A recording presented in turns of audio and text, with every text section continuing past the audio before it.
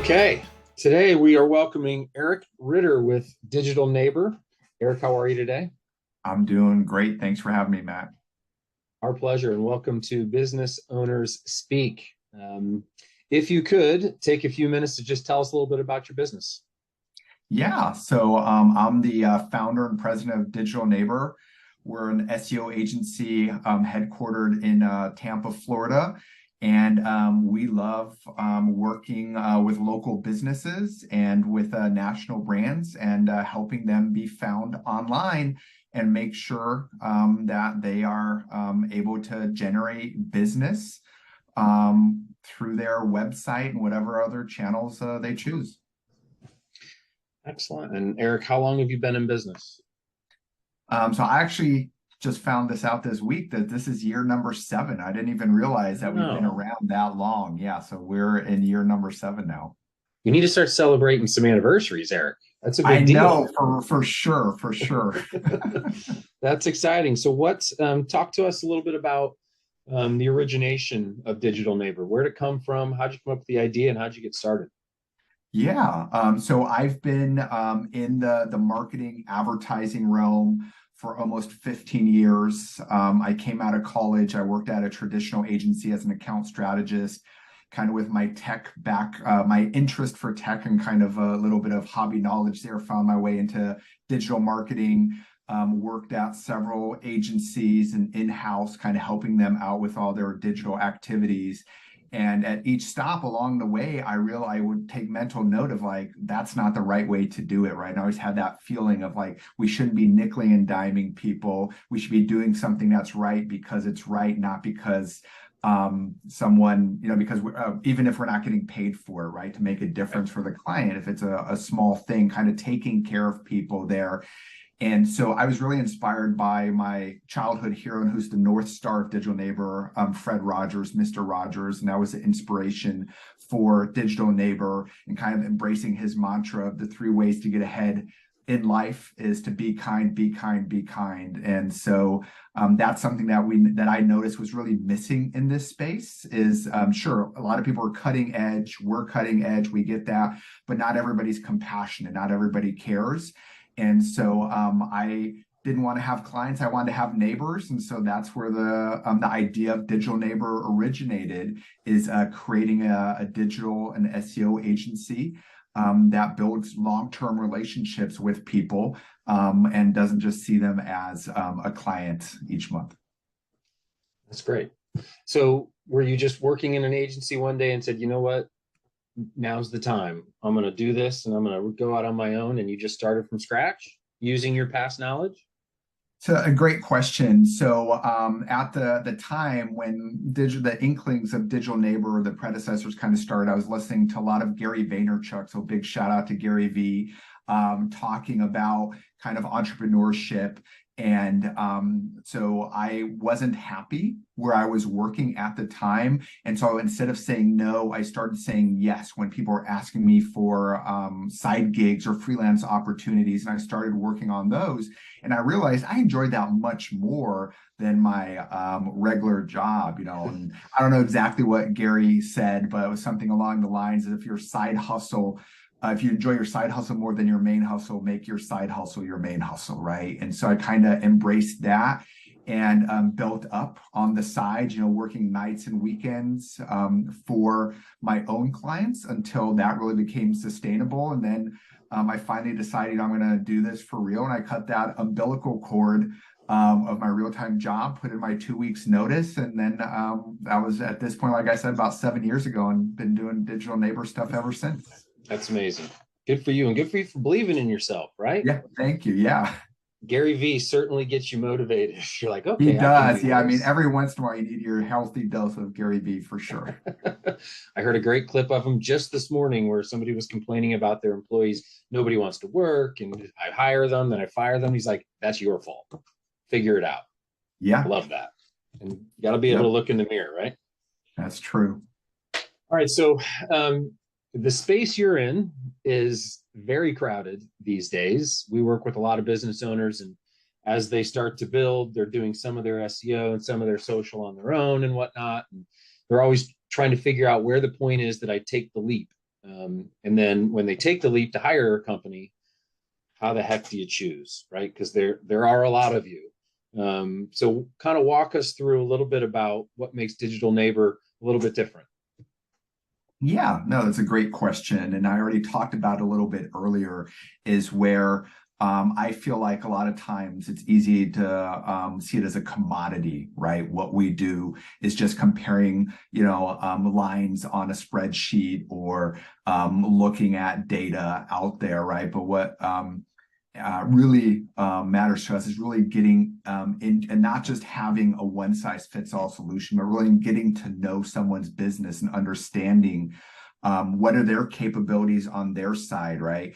Do they have in-house developers? Do they have in-house writers? What do they have in-house that we can leverage? Not just, hey, this is our standard solution, right? We want to make sure that, we are helping them. And then a lot of times that becomes a strategic relationship. They might have a PR vendor and we come in and say, hey, that PR vendor is great. Keep working with them, but we're going to keep them accountable from an SEO standpoint. We're going to make sure that those PR links they're getting for you have SEO value out there. So I would say what really differentiates is that we want to really be more than just your agency. We want to be a real partner, and that's kind of, we use, it's kind of campy, but we want to be your neighbor, right? Like if you want to have digital advice, if you want advice, right? Like, hey, where did you buy that fountain, whatever you got in your backyard? Oh, I went there and there, right? You're going to ask your neighbor. Right. And just like if you have a digital question, people should feel comfortable coming to us because we already have all the foundation there, right? We have the expertise, we have the technical knowledge, we're cutting edge there, right? That's a given, right?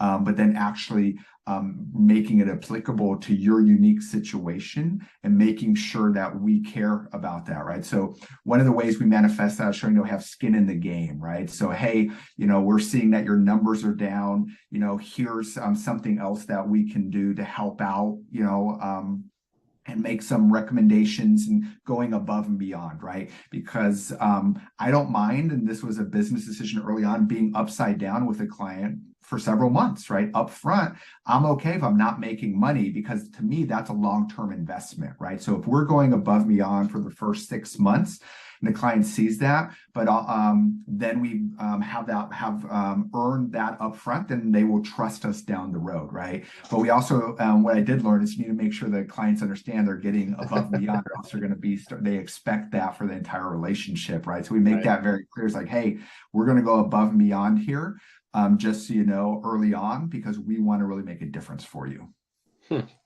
Yeah, setting that expectation early would be valuable.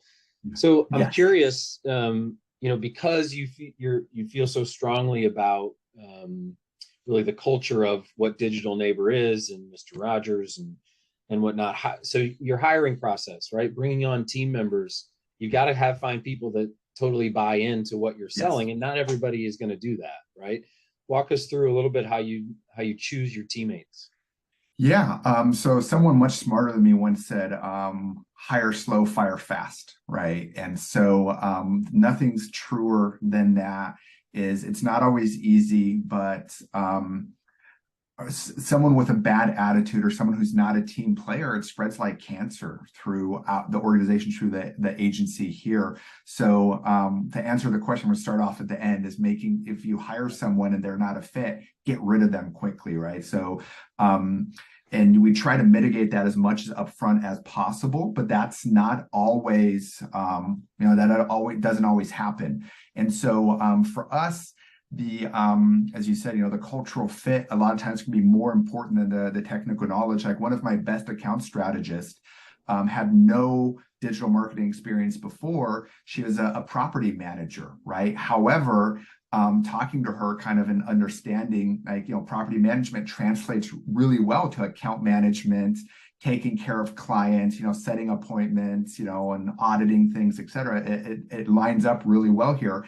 But she was someone who in the interview process was above and beyond excited to join the organization, right? And that's really what we look for, is someone who early on exhibits like, hey, I really want to be part of this organization, versus, hey, this is just a job I need, right?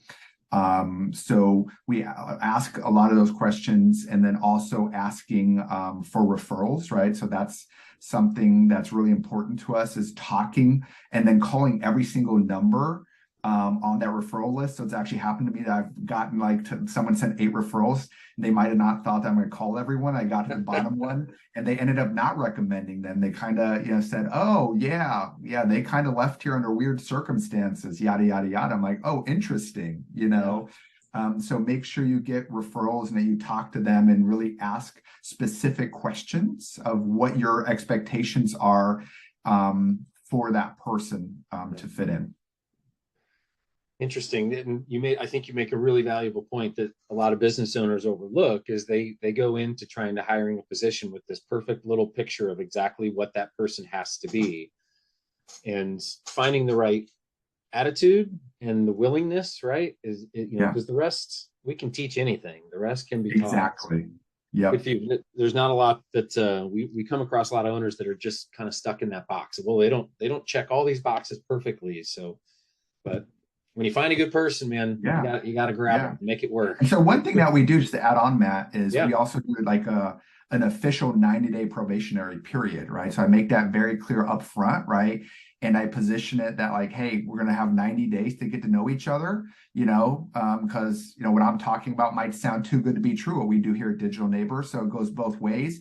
If it doesn't really fulfill everything that you were looking for, it's an out for you after 90 days, and for us as well, is if we decide it's not a good fit there. So just really being really upfront about that is like, hey, you're hired, but it's probationary. I can't even say it. Sorry, 90-day probation. We know what you mean. Only for 90 days. All right. So as a business owner, it can be lonely, especially if you're a sole owner and whatnot. What's something over the last 7 years that has surprised you about being a business owner? Yeah, so that a good question is the feeling of being responsible for all these people, right?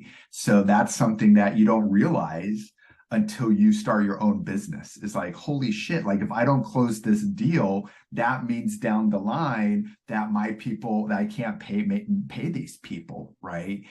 Just kind of that responsibility. I honestly early on was not ready for that. Like I didn't even realize that everything rolls up to me. Like, Truman said, the buck stops here.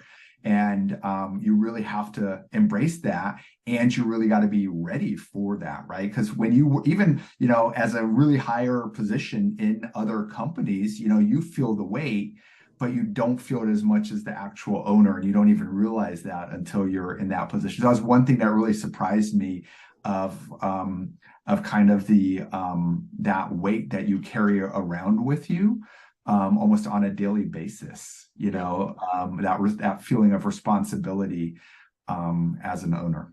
Yeah, you start onboarding those first couple, and you're like, who's going to pay? Oh, yeah, I'm going to have to pay. Right, exactly. So I need to produce some revenue pretty quickly. Yep. Yeah, got it. All right, so we work with a lot of entrepreneurs, right? And a lot of people trying to start a business or thinking about it. Do you have some words of wisdom or some advice you would give for either new business owners or people thinking about taking that leap? Yeah. So my number one piece of advice is make sure you are 100% passionate about this. Even if it's 0.01% unsurety, don't do it, right? You need to be absolutely in love of wanting to do this 24/7 a day, right? So for me, Digital Neighbor is my life, right? So on the weekends, I'm working on that. I'm going to social events in the name of the agency during the week. So it really takes everything and can consume. If you want to do it right, it consumes everything of you. So I talk to other people, entrepreneurs or other people that started an agency, and they just did it because it looked like, hey, that's a way to make money, or this is a way, another kind of job, right? And then all the baggage that comes with it, like I said a couple minutes ago, the weight and everything, I wouldn't be able to carry that around if I didn't absolutely love what I do every single day. So that's my number one piece of advice, is make sure you're passionate, because then it won't feel like, a job. If I'm working a 12-hour a day, and I don't really care about it, I'm gonna be frustrated. But it's a 12-hour day. It's like, wow, what I did today was awesome. I really enjoyed what I did today. That is great advice. You can't be starting a business just about money, right? You got to be Yeah, passionate about it, and it's got to fill a need. yeah, It can't just that's a be good something point. you like to do, right? Yeah. All right. So as we wrap up, what is something that's, and you touched on it a couple of times, but I think it's important that as someone's watching this interview and leaving it, what's something you want them to take with them about you and about your business? Yeah. About my business is I really enjoy helping people, and I really enjoy educating people. And like you said, I've touched on that several times, just being passionate and caring about that. And that's what really makes me personally, as the position I'm in, super happy is when I get off a call with someone and they're like, wow, I learned something new. That was really insightful. I really enjoy that because this digital world, a lot of times, is always changing. Obviously, one of the things I love, right? It can be kind of scary. It can be intimidating. And so for myself and my business, I think we really just want to humanize it more and kind of help people thrive in the digital landscape. And that's what we're all about at Digital Neighbor. Love it. Eric, thank you so much for your time today. I think you represented your company and your passion very well. Thank And you. we wish you the best of luck in the future. I appreciate it. Thank you, Matt. It was All right, my take care. pleasure.